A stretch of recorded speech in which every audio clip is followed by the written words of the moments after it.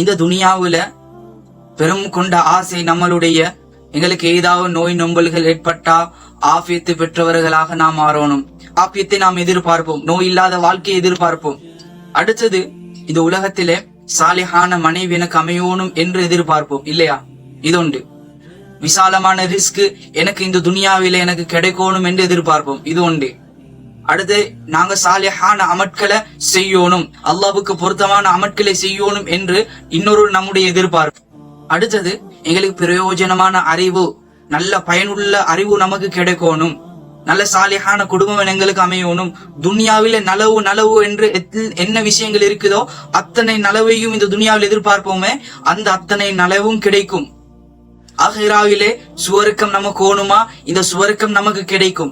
நரக வேதினை விட்டும் அல்லாஹ் பாதுகாப்பான். அது என்ன துஆ தெரியுமா? இந்த துஆவை பெருமானார் நாயகம் ஸல்லல்லாஹு அலைஹி வஸல்லம் அன்னவர்கள் விரும்பி அதிகமாக ஓதி வந்தாங்க. பைஹக்கில ஒரு ஹதீஸ் வருது என்னண்டா, இந்த துஆவை யார் ஓதுறாரோ மலாயிகாமார்கள் ஆமீன் சொல்றாங்க. ஆமீன் சொல்றாங்க. மலாயிகாமார்களுடைய ஆமீன் சும்மா லேசிப்பட்டதா இல்ல, அவ்வளவுக்கும் ஃபவரான் உண்டு. அல்லாஹ் உடனடியாக கபூலாக்கிடுவான். அது என்ன துஆ தெரியுமா? ரப்பனா ஆதினா ஃபித் துன்யா ஹஸனத்தவ் வ ஃபில் ஆখিরাতি ஹஸனத்தவ் வ கினா அஸாபன்னார்.